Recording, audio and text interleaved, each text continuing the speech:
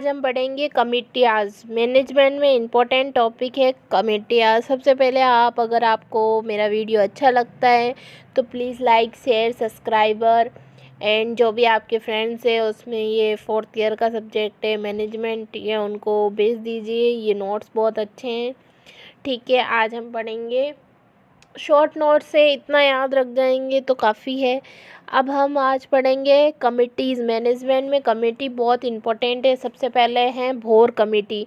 भोर कमेटी थी जिन्होंने 3 मिलियन प्लान दिया था। इन्होंने बोला primary level health care delivery, secondary level health care delivery और tertiary level health care delivery system. Primary में 75 बेडेड थे और 18 स्टाफ थे, और सेकेंडरी में 650 बेडेड थे और 85 स्टाफ थे, और टर्सरी में 2500 बेडेड थे और 650 स्टाफ थे।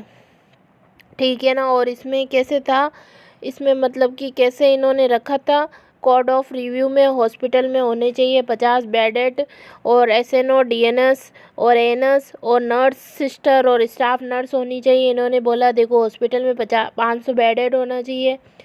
एनएस यानी कि नर्स सुप्रीडेंट 1 होनी चाहिए, डिप्टी नर्स सुप्रीडेंट 1 और असिस्टेंट नर्स सुप्रीडेंट 1 होनी चाहिए।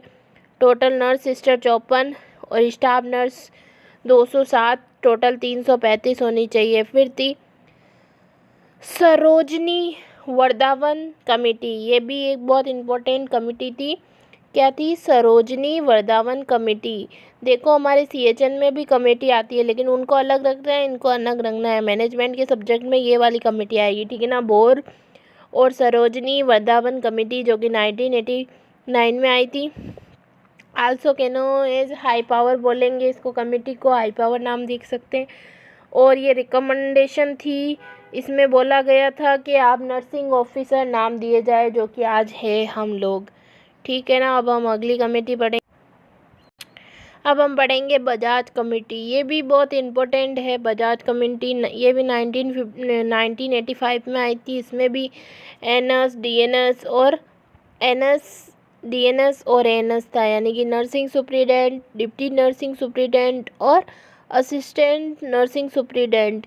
देखो जो एनएस थी वो 1:200 थी और डीएनएस थी वो 1:300 थी और एएनएस थी वो 1:155 थी। Which one with one extra with each 50। ठीक है।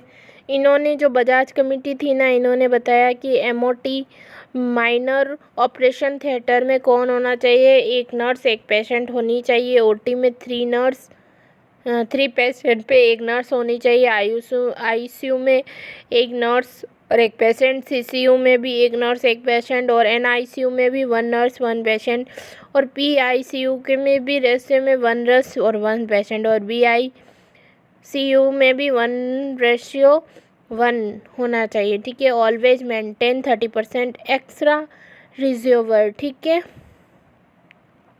इंजेक्शन रूम में क्या कर सकते हैं हम? 1 नर्स को 86 पेशेंट के साथ छोड़ सकते हैं क्योंकि इंजेक्शन ही लगाना। ओपीडी में भी 1 nurse 100 always increase on staff with every 35 patient. ठीक है।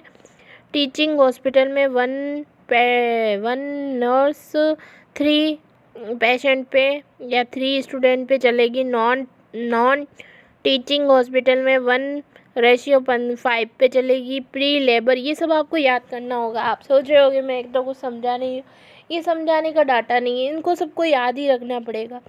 प्री लेबर रूम में 1:25 होना चाहिएगा।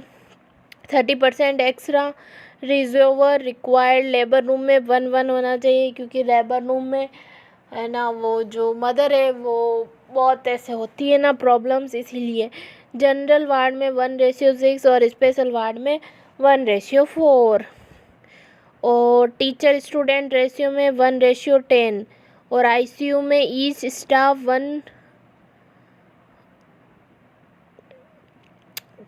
3 आईसीयू में क्या है? Each staff 3:1। एग्जाम्पल में देख लो आप, क्या है परसेंट 30% एक्स्ट्रा रिजर्वल रिक्वायर्ड होता है।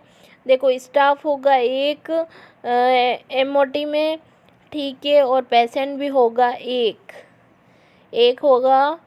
ये है एग्जाम्पल MEN का, ठीक है।